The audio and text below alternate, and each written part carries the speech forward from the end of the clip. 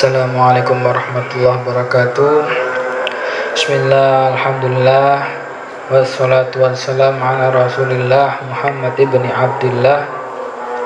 Amma ba'du.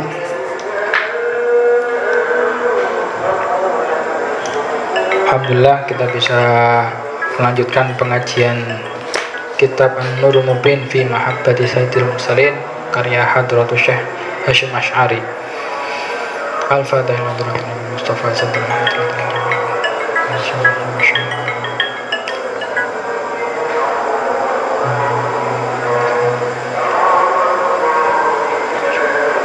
Al-Fatihah. A'udzu billahi minasyaitonir rajim. Bismillahirrahmanirrahim. Alhamdulillahirabbil alamin. Suratul ladzina an'amta 'alaihim ghairil maghdubi 'alaihim waladdallin. Bismillahirrahmanirrahim. Faslun fi alamati mahabbatihi alaihi salatu wassalam. Ing dalem nerangake tondo-tondone pira-pira tondo-tondone mahabbah maring Kanjeng Nabi sallallahu alaihi wasallam.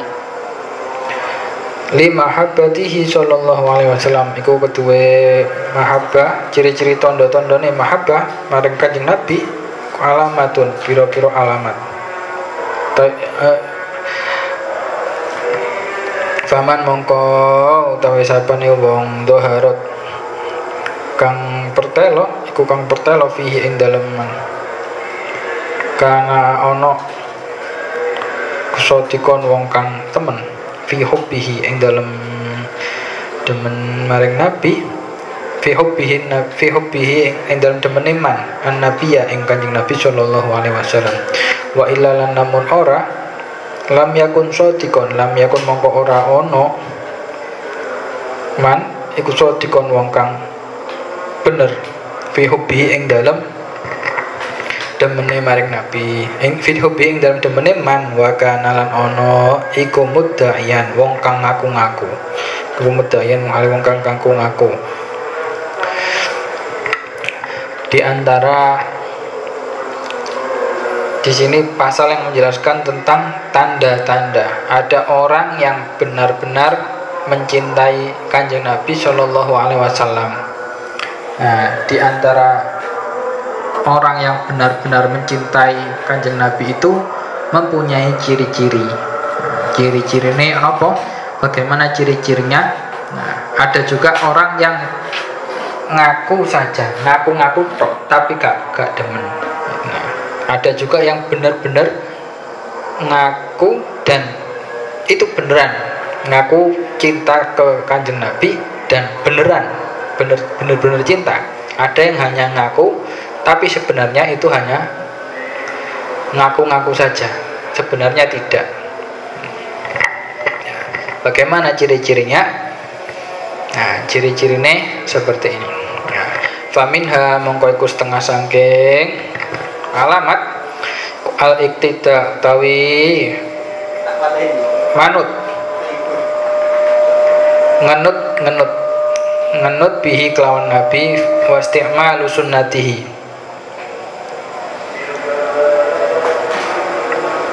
wasti'malu lan ngelakoni sunnatihi ngamalake sunah-sunah Rasul wattiba'u aqwalihi lan manut piro-piro dawune Rasul wa af'alihi lan piro-piro prilakune Rasul wa imtithalu awamiri lan ngelakoni piro-piro perintah Rasul wa jatina bunawahihi lan ngedoi piro-piro larangane Rasul wa ta'addub bi adabihi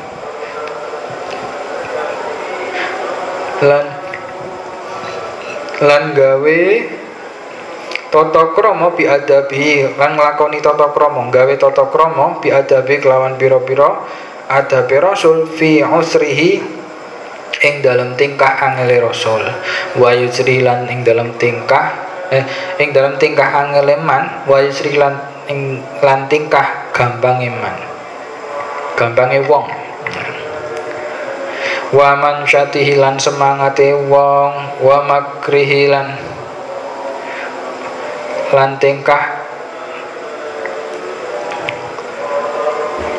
liqauli ta'ala maring dawuhe Allah taala kul ing kuntum kul ngucapa sira Muhammad ing kuntum lamun ana sapa sira kabeh iku tuhibuna padha demen sira kabeh Allah ing Gusti Allah fattabi'uni mongko anuta sira kabeh ing ingsun yuhibbukumullah mongko bakal demeni sira ing sira kabeh sapa Allah Gusti Allah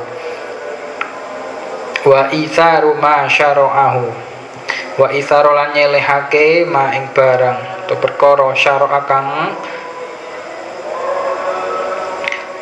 ngatur ing wa khadda alaihi wa khaddalan nundukake alaihi ing atase ma ala hawa nafsihi ing atase hawa nafsune man to wong wa muwafaqati syahwatihi lan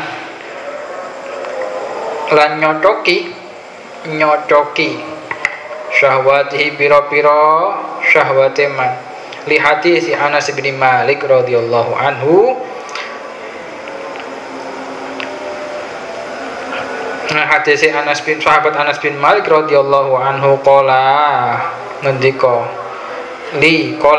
li maring ingsun sapa Rasulullah sallallahu alaihi wasallam ya bunayya he anak ingsun in qadarta lamun mampu sira lamun kuat atau lamun kuwasa sira antam siang yen to manjing sore watus pihalan manjing isuk walaisa fi qalbika walaisa lan iku ora ana fi qalbika ing dalem atine sira apa gisyun khianat li ahadin maring suci maring wong suci fa'al mongko lakonono tumaka lali nuli ngucap sapa rasul li maring ingsun wa dzalika lan utawi mengkono kelakuan iku min sunnati saking sunnah ingsun wa man lan utawi sapane wong ahya iku kang ngurip-nguripi sunnati ing sunnah ingsun faqad ahabbani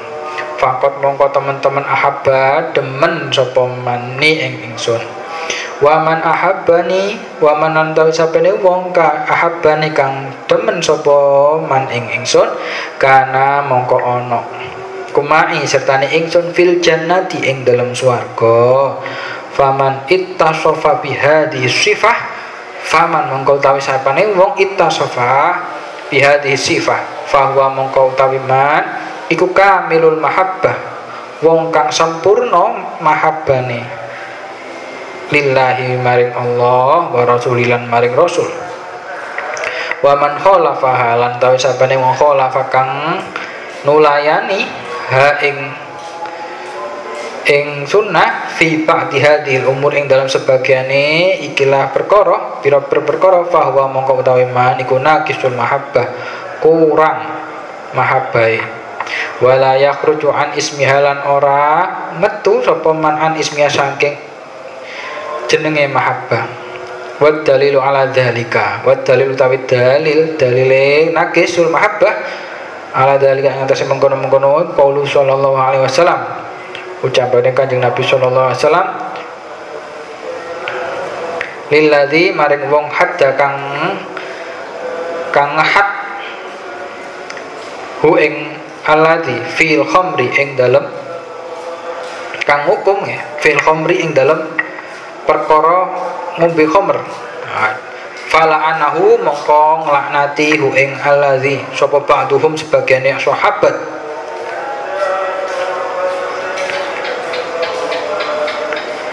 nah jadi di sini dijelaskan Di antara tanda-tanda mahabbah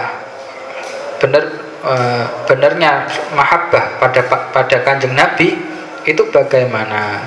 Yaitu diantaranya al-iktida'u bihi, manut bihi kelawan Nabi, wasti'malu sunnatihi, dan melaksanakan sunnah-sunnahnya, wattiba'u aqwalihi, dan juga nurut terhadap terhadap ucapan-ucapannya, wa af'alihi, dan perilaku-perilakunya, wa imtithalu amri, dan manut terhadap perintah-perintahnya, wa jtinabu nawahi, dan menjauhi larangannya, wa ta'addub bi adabihi, dan juga melakukan adab-adab atau akhlak-akhlak yang dilakukan oleh kanjeng Nabi dalam tingkah susah maupun dalam tingkah senang. Dan juga semangatnya itu dilakukan juga. Bagaimana semangatnya Nabi ketika ibadah, bagaimana semangatnya Nabi ketika seandainya mungkin dalam keadaan berjihad, bagaimana semangatnya Nabi untuk bagaimana sabarnya dakwahnya Nabi dakwah. Beberapa kali itu Nabi sempat bertemu sama orang-orang Badui. Jadi ada riwayat yang menjelaskan bahwasanya kalau zaman dahulu itu Masjid Nabawi itu ya kayak di gurun-gurun gitu loh, kayak di kalau di Mesir mungkin beberapa masjid itu masih ada. Jadi tenda, rupa-rupa kayak tenda atau berupa gedek lah. Ya seperti itulah. Bawahnya itu masih tanah. Bawahnya itu masih tanah liat, lempung-lempung gitu atau pasir, padang pasir. Bawahnya masih pasir. Nah, zaman dahulu ada seorang Badui. Nah, tiba-tiba datang masuk masjid. Nah, masuk masjid langsung kencing. Nah, langsung kencing di Masjid Nabawi. Langsung kencing. Nah, tiba-tiba para sahabat langsung melaknati. Laknatullah alaik, laknatullah. Marah semua. Sahabat itu marah semua. Dani adribunuqahu, biarkan aku memenggal kepalanya wahai Rasul. Nah, namanya orang tengah-tengah kencing tiba-tiba dikagetkan orang banyak tadi marah-marah. Langsung marah juga orang yang kencing tadi, orang Badui tadi. Nah, setelah itu Rasul langsung datang. Ada apa ini? Ada apa? Nah, setelah itu Rasul datang. Ini Rasul, orang Badui ini kencing di Masjid Nabawi. Wah, langsung udah biarkan, tuntaskan dulu kencingnya di sana. Nah, setelah dituntaskan, orang Badui tadi langsung berdoa.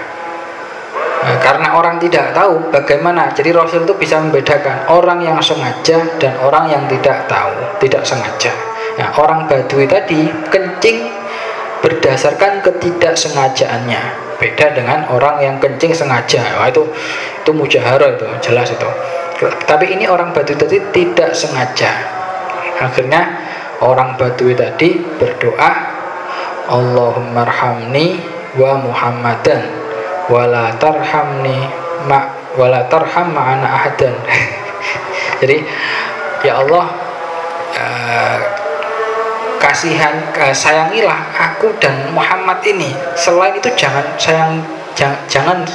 yang lain, tapi jangan sayangi yang orang selain kami. Maksudnya selain orang Badui dan Nabi Muhammad tadi.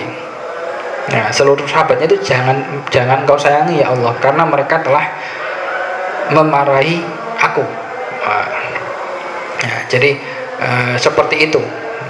Jadi beberapa kali ya orang-orang tahu sendiri wataknya orang-orang Arab terutama orang-orang Badui ya seperti itu. Nah itu yang namanya fiqhud dakwah. Fiqhud dakwah, fikih dakwah ya seperti itu. Jadi bisa ada kalanya keras, ada kalanya lembut. Nah terhadap orang yang tidak tahu silahkan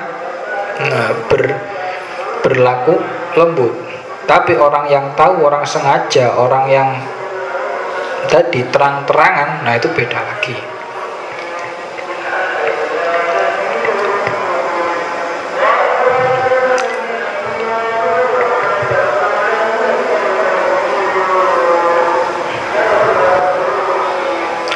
Nah, terus juga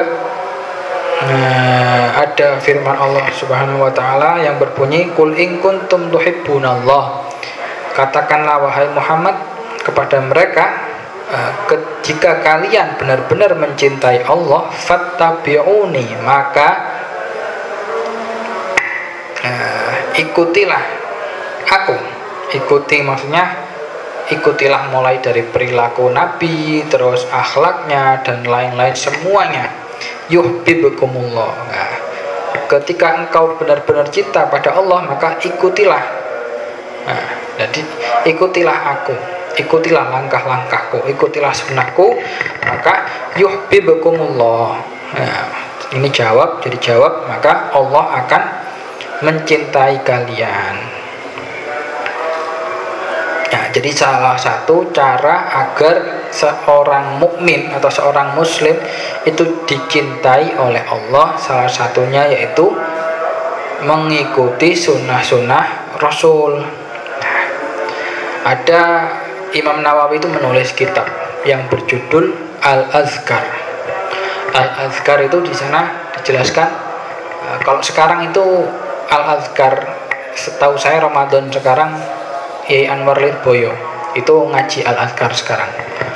Nah di situ dijelaskan zikir-zikir yang maksurat langsung, yang bersambung, yang bersambung pada Nabi, yang nyambung kepada Nabi. Ya, itu zikir-zikir, kumpulan zikir yang sesuai riwayat hadis yang dikumpulkan oleh Imam Nawawi. Nah, dalam mukadimah kitab itu dijelaskan bahwasanya ada ulama yang menganggap saking pentingnya kitab Al-Azkar itu sampai ulama itu mengatakan beredar, juallah rumah washtaril azkar, dan kalau kamu tidak punya uang untuk beli kitab Al-Azkar, juallah rumahmu dan belilah kitab Al-Azkar. Saking pentingnya kitab Al-Azkar. Nah itu karangan kumpulan hadis itu dikumpulkan oleh Imam Yahya Syarafuddin An-Nawawi. Nah itu salah satu kalau pengen tahu doa-doa yang wirid-wirid yang dilakukan oleh Rasul, entah doa ketika apa, doa entah ketika haji, ketika umroh, atau ketika tawaf, atau ketika apa.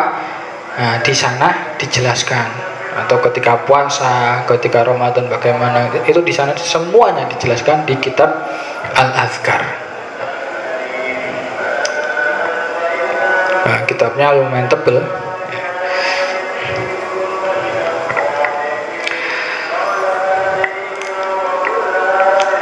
Dan juga di antara tanda-tandanya yaitu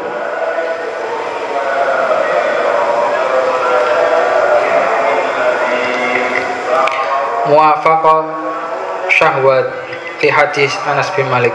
Salah satunya yaitu meninggalkan syahwat, maksudnya harus mengalahkan syahwatnya. Wa khassa alaihi hawa nafsu. Ada hadis riwayat Anas, sahabat Anas bin Malik radhiyallahu anhu,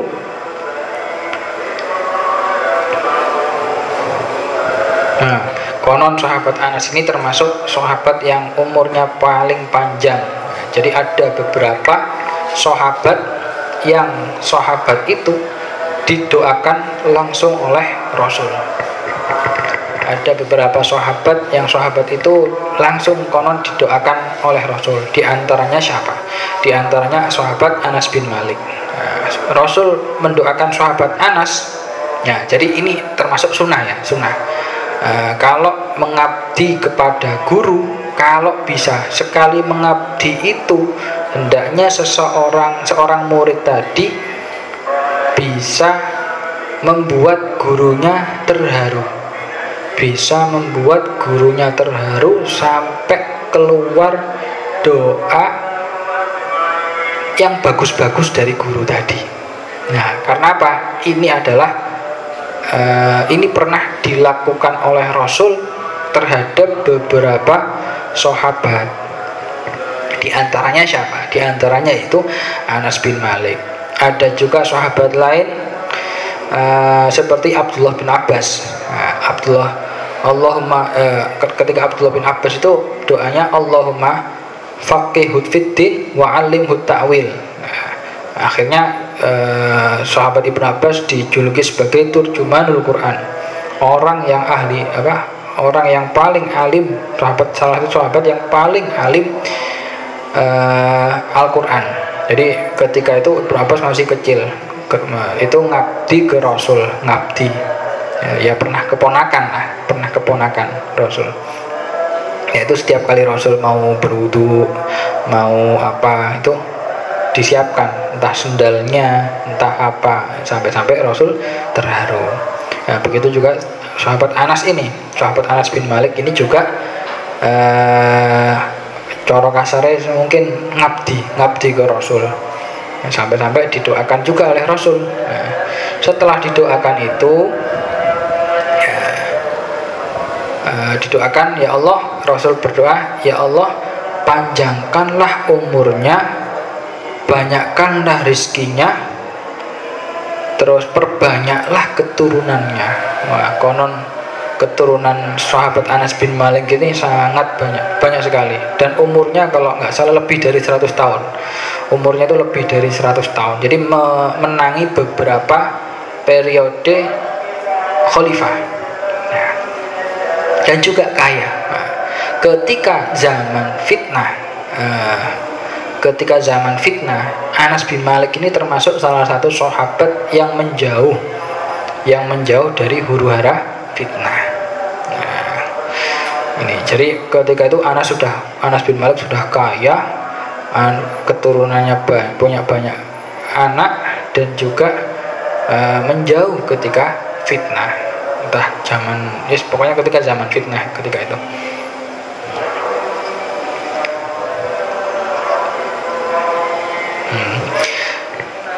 Anas bin Malik diwasiati apa oleh Rasul? Ya bunayya, hai anakku, in qadarta antamsia, ketika engkau mampu, ketika masuk sore, waktu sore atau masuk pagi, walaisa fi qalbika ghisyun, dan engkau tidak mempunyai perasaan ghisyun, li ahadin faf'al, kalau bisa engkau entah itu memasuki sore atau memasuki pagi, jangan sampai ada perasaan mangkel, khianat atau macam-macam itu. Mangkel, khianat kepada siapapun. Summa qala li. Terus Rasul langsung nambahi lagi, wa dzalika min sunnati, wa dzalika min sunnati. Wa dzalika min sunnati, adapun seperti itu, perilaku seperti itu adalah sunnahku. Wa man ahya sunnati faqad ahabbani, barang siapa yang menghidup-hidupkan sunnahku, berarti orang itu telah mencintaiku. Wa man ahabbani kana ma'i fil jannah, barang siapa yang mencintaiku, kana ma'i fil jannah, orang itu akan bersamaku di surga. Nah, jadi Rasul itu eh, bisa coro kasare itu bisa kasyaf. Nah, coro kasare itu bisa mukasyafah, bisa tahu. Ada kalanya orang itu datang kepada Rasul, kepada Rasulullah datang, ya Rasulullah, ayul amal afdol, amal apa yang paling afdol ya Rasul. Nah, ketika Rasul melihat orang itu kurang seumpama, kurang birrul walidain, langsung Rasul jawab birrul walidain. Kemudian apa? Seumpama orang itu tadi belum haji, hijjul baiti atau apa seperti itu. Jadi Rasul bisa melihat satu-satu orang itu. Oh, ini kurangnya apa? Ya Rasulullah, ayul amal afdol. Nah, orang ini sholatnya kurang tepat waktu. As-sholatu ala waqtiha. Nah, terus orang lain datang lagi, terus ya Rasulullah, ayul amal afdol. Jadi beberapa orang yang datang itu jawabannya beda-beda. Nah, kalau orientalis mungkin melihat karena orientalis yang melihat, jadi ini paling apa? Ini Rasul ini kok tidak konsisten ya? Seakan-akan seperti itu. Karena apa? Tiap ada beberapa orang yang datang, pertanyaannya sama, kok jawabannya beda-beda. Ya, ini pertanyaan sama, jawabannya beda-beda. Nah, jadi itu tadi Rasul bisa melihat sahabatnya. Kira-kira sahabat ini kurangnya apa? Kira-kira sahabat ini, sahabat ini tidak pernah terlihat ikut berjihad. Jadi ya Rasulullah ayat mafdol, langsung Rasul jawab al jihadu fi sabilillah. Seperti itu.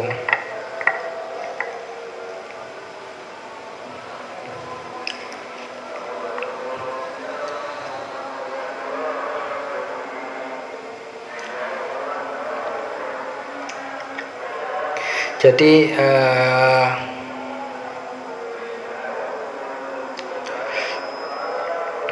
Rasul menjanjikan orang yang menghidup-hidupkan sunnah Rasul itu kana ma'i fil jannah, kana ma'i fil jannah. Ya, ada juga yang ngeriwayat yang awal-awal kemarin itu sempat saya jelaskan,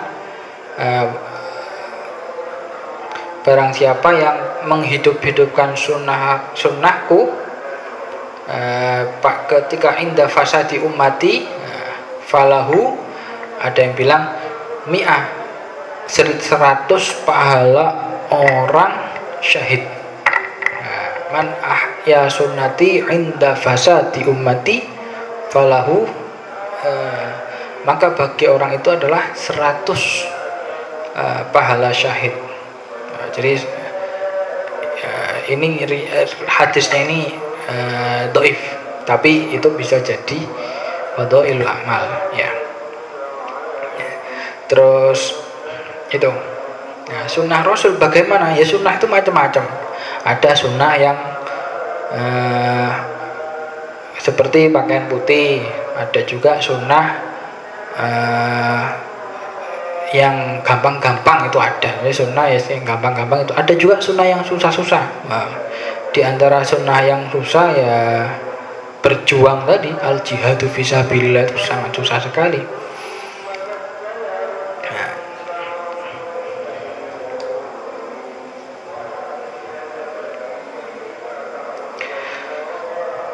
Nah, faman ittasofa bihadhihi sifah, barang siapa yang disifati dengan sifat ini, fahuwa kamilul mahabbah, maka orang itu sempurna mahabbahnya kepada Allah wa rasulan, dan rasulnya Allah.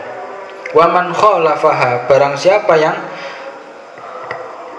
bertentangan dengan sunnah ini, fi ba'di hadhil umur fahuwa naqisul mahabbah, barang siapa yang bertentangan dengan sunnah ini, maka dalam sebagian perkara fahuwa naqisul mahabbah, kecintaan orang itu terhadap Allah, terhadap Rasul itu kurang sempurna.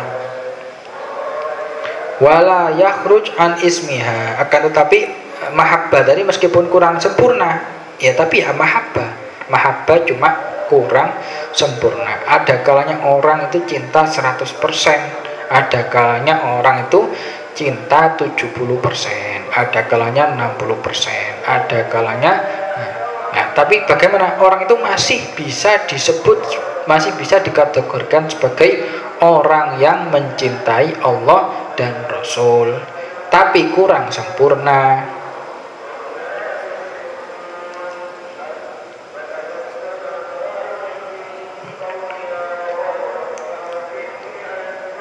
Nah, jadi sosok Rasul sendiri itu termasuk salah satu-satunya orang nomor 1 di dunia.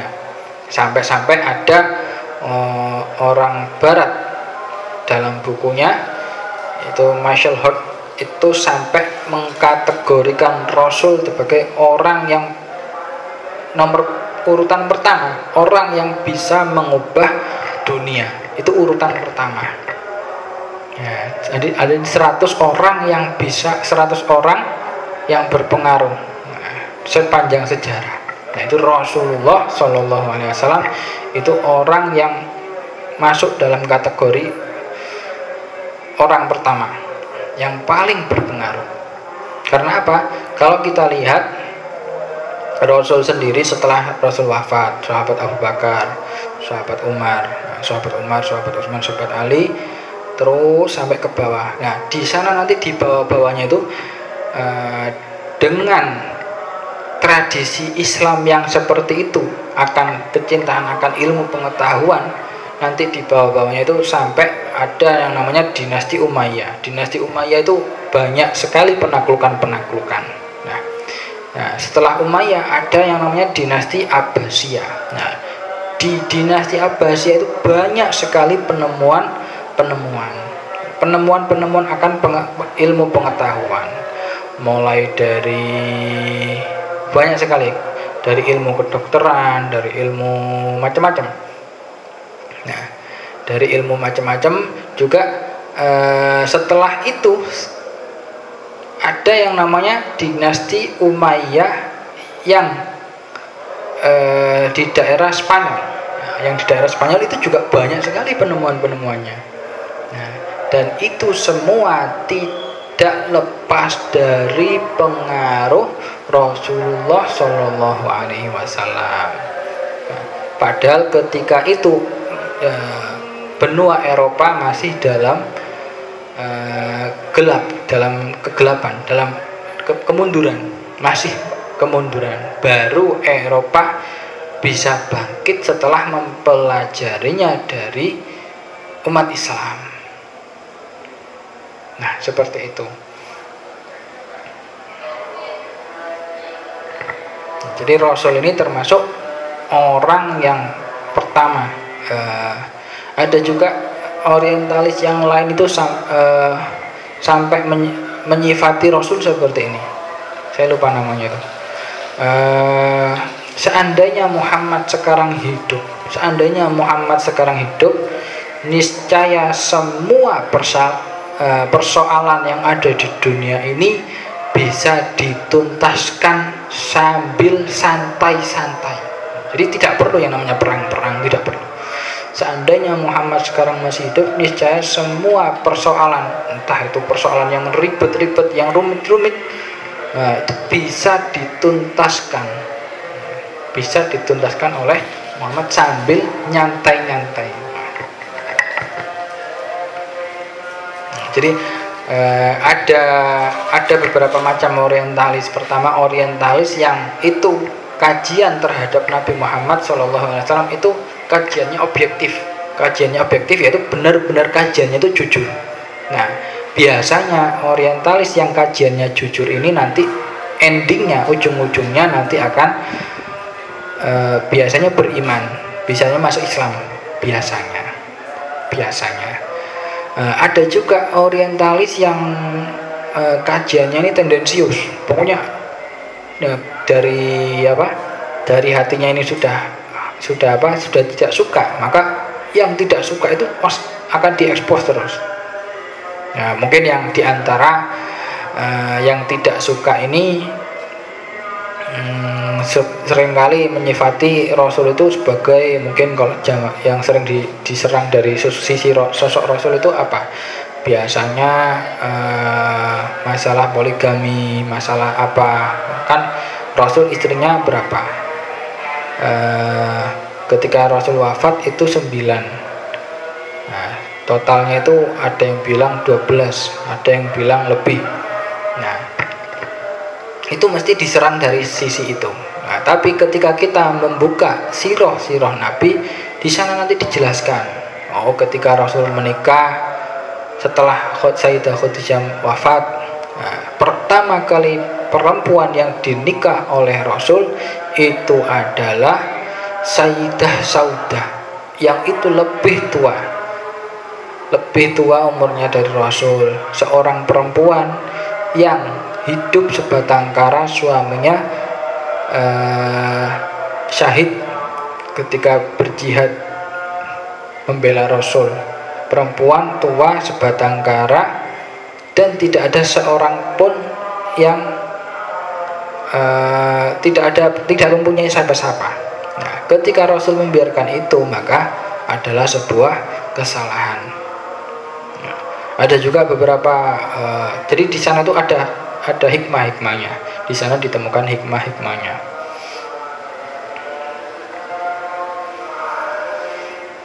Nah, di sini juga dijelaskan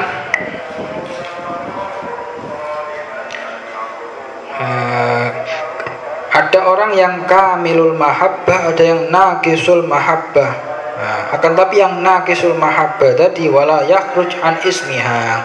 Wad dalilu ala dzalika, adapun wad dalilu tawid dalil ala dzalika ngatasi mengkono-mengkono naqisul mahabbah, fahuwa qaulu sallallahu alaihi wasallam lilladzi haddahu. Rasul itu pernah menghukum seorang sahabat fil khamri, ing dalam kasus khamr, fala'anahu ba'duhum, fala'ana mongkong laknati hu ing alladzi, coba ba'duhum sebagiannya sahabat, waqala lan ngucap sapa ba'duhum ma aktsaru ma yu'tiya bihi, faqala Rasulullah sallallahu alaihi wasallam la tal'anhu. Nah, jadi sahabat itu melaknati seorang sahabat yang suka minum khamr ini. Fi riwayatin, dalam satu riwayat ini nama sahabatnya adalah Nuaiman. Kalau baca kitab Ihya nanti ada itu, di keterangannya itu ada. Ya. Wa qala ma aktsaru ma yuktibihi, faqala Rasulullah sallallahu alaihi wasallam la tal'anhu fa innahu yuhibbullaha wa rasulah. Nah, jadi ada kalanya seorang sahabat itu, ketika orang itu benar-benar cinta kepada Allah dan Rasul, ada kalanya masih belum bisa meninggalkan maksiat, itu ada. Nah, yang seperti itu dikategorikan oleh para ulama sebagai naqisul mahabbah. Nah, ketika seseorang itu bisa meninggalkan maksiat, orang itu semua sunnah Rasul itu dilaksanakan, orang itu bisa meninggalkan maksiat, orang itu giat ibadah, orang yang seperti itu dikategorikan sebagai kamilul mahabbah, orang yang cintanya itu sempurna, orang yang cinta kepada Allah dan Rasul itu cintanya sempurna. Akan tapi ada beberapa golongan juga yang belum bisa, yang orang itu cinta kepada Allah dan Rasul tapi belum bisa meninggalkan maksiat. Nah, itu sebagai naqisul mahabbah, atau masuk kategori naqisul mahabbah. Nah, buktinya bagaimana? Buktinya di sini dijelaskan Rasul beberapa kali menghukum sahabat yang bernama Nuaiman. Nuaiman ini seneng sekali sama Rasul, seneng kumpul, seneng dekat sama Rasul itu seneng. Tapi ketika sudah ketika sudah berpisah dengan Rasul, mabuk-mabukan, ketemu nanti dihad lagi, dihukum lagi, dicambuk lagi, ketemu habis dicambuk deket lagi sama Rasul, ketika pulang mabuk-mabuk lagi, dan itu berkali-kali. Nah, lantas karena itu sahabat langsung melaknati, hei awakmu percuma mau cedek karo Rasul, awakmu percuma cedek karo Rasul, lo mulai mabuk-mabuk maneh, sampai dilaknati terus. Nah, Rasul tahu para sahabat yang lain-lain itu melaknati Nuaiman. Akhirnya Rasul berkata, la tal'anhu, janganlah engkau melaknati Nuaiman, fa innahu yuhibbullaha wa rasulah. Masih sering-sering mabuk ngono, Nuaiman iku cintai nang Allah iku yo bener-bener cintai nang Allah, cinta Nuaiman ngono, cinta nang Allah lan cinta nang Rasul Allah.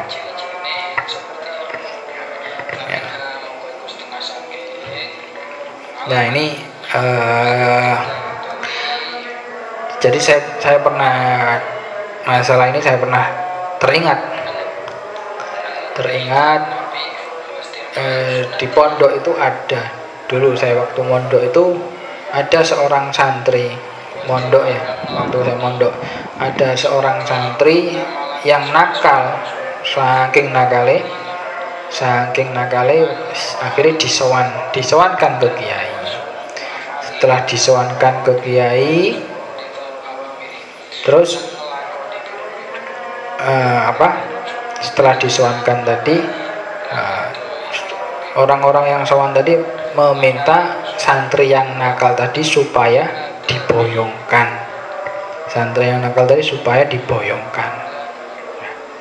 Nah, akhirnya kiai jawab,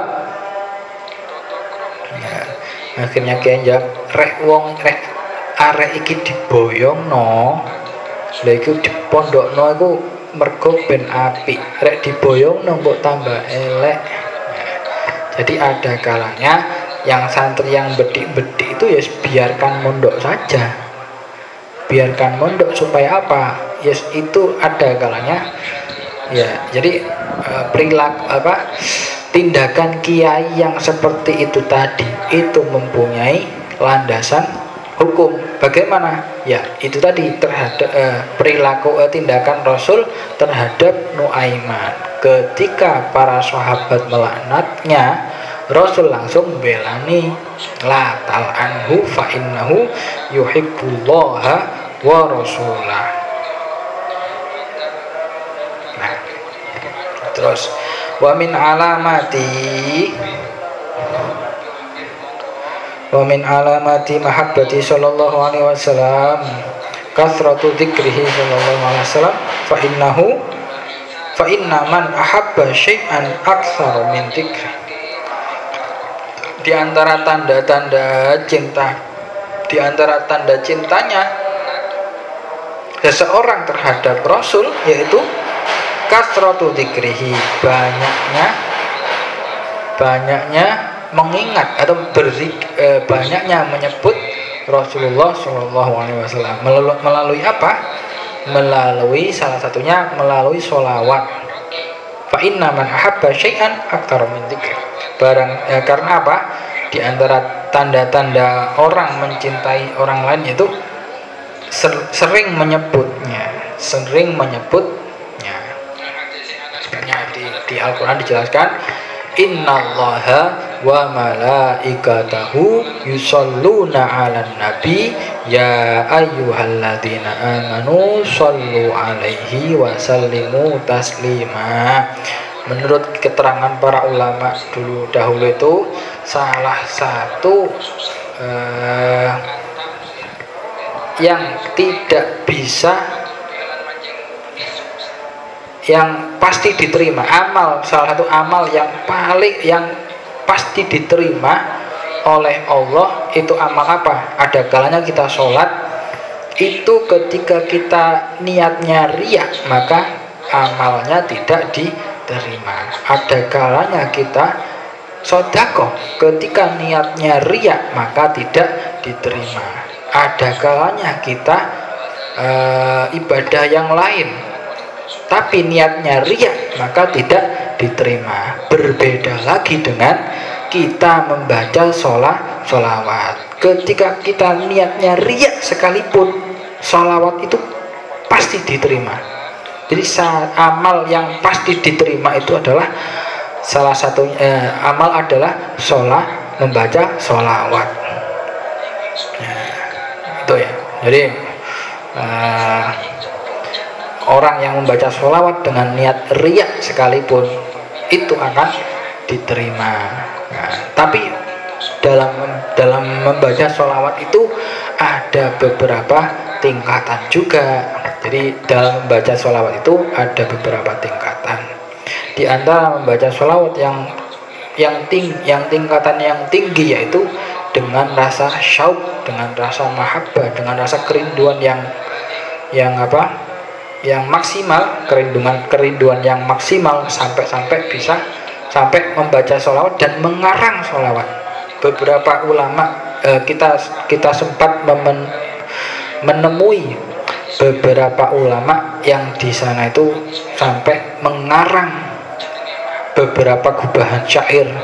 Nah, syair itu berupa salah satu pujian terhadap Rasulullah Shallallahu Alaihi Wasallam. Siapa saja itu? Di antaranya yaitu Syekh Abdurrahman Ad-Dibai, pengarang Maulid Diba, ada juga Maulid Barzanji. Nah, sampai sekarang maulid itu dibaca hingga saat ini. Bayangkan berapa banyak pahala muallifnya tadi itu. Ada juga Maulid Habsyi. Nah, Maulid Habsyi Habib Ali Al-Habsyi, nah, dari kota Sewun itu sampai sekarang masih dibaca. Coba bayangkan berapa banyak pahalanya itu. Ada juga Maulid Burda, ada juga Burda, Qasidah Burda. Qasidah Burda itu juga yang pengarangnya itu mimpi Rasulullah Shallallahu Alaihi Wasallam ketika itu sakit mimpi Rasul, ingin menulis pujian-pujian terhadap Rasul. Barokahnya itu diberikan Rasul dalam mimpinya diberikan burda. Burda itu selendang. Dalam Arab itu biasanya tradisinya punya selendang. Nah, itu setelah itu baru sembuh. Nah, di sana itu adalah salah satu sholawat yang utama. Nah, jadi salah satu sholawat yang utama bagaimana? Itu tadi menulis orang yang saking rindunya kepada Rasul, saking rindunya sampai orang tadi mengungkapkan dengan syair-syairan seperti itu. Nah, mengungkapkan dengan syair-syair terhadap syair-syair kepada Rasul, bagaimana. Nah, ketika itu tadi dalam beberapa tingkah orang itu nanti bisa bermimpi ketemu dengan Rasulullah Shallallahu Alaihi Wasallam.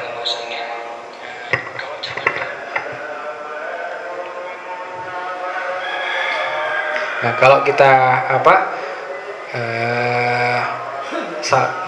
membaca qasidah, membaca Maulid Habsyi, itu dijelaskan ya sayyidi qalbi bihubbika baihun, ya rabbi syarifni bi ru'yati sayyidi. Saking syauqnya kepada Rasul, saking rindunya kepada Rasulullah Shallallahu Alaihi Wasallam. maridtu fakana dzikrul bur'an li illati.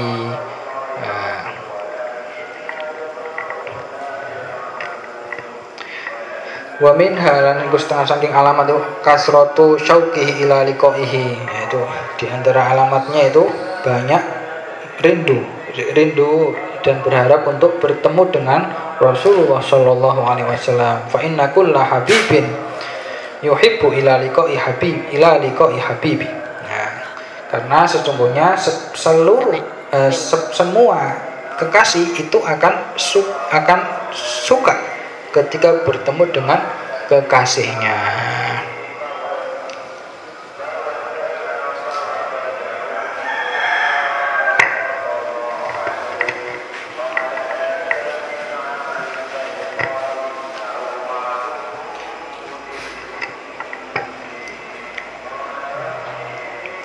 Jadi itu termasuk ada sholawat yang utama, di antaranya yang seperti itu yang saya sebutkan tadi.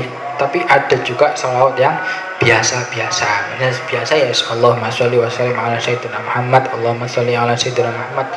Itu untuk kalangan umum, dan ada juga yang untuk kalangan khusus. Yang kalangan khusus yang saya sebutkan tadi, yang saya sebutkan pertama tadi. Nah, karena apa?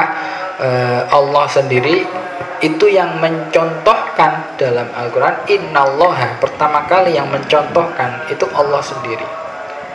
Makna sholawatnya Allah itu bagaimana? Yaitu melimpahkan rahmat. Nah, innallaha wa malaikatahu yusholluna 'alan nabi. Makna Allah bukan Allah membaca sholawat, tidak. Allah melimpahkan rahmat kepada Nabi Muhammad sallallahu alaihi wasallam. Baru wa malaikatahu. Nah, terus baru setelah itu ya ayyuhalladzina amanu shallu alaihi wasallimu taslima. Nah, terus juga di antara alamat mahabbahnya Allah terhadap Rasul yaitu Allah dalam ayat-ayat Al-Quran tidak sekalipun pernah jambal yang namanya Rasulullah. Tidak pernah jambal ya Muhammad, dalam ayat manapun itu tidak ada. Ketika ada nama Muhammad biasanya itu diiringi dengan nama Rasul. Wa ma Muhammadun illa Rasul.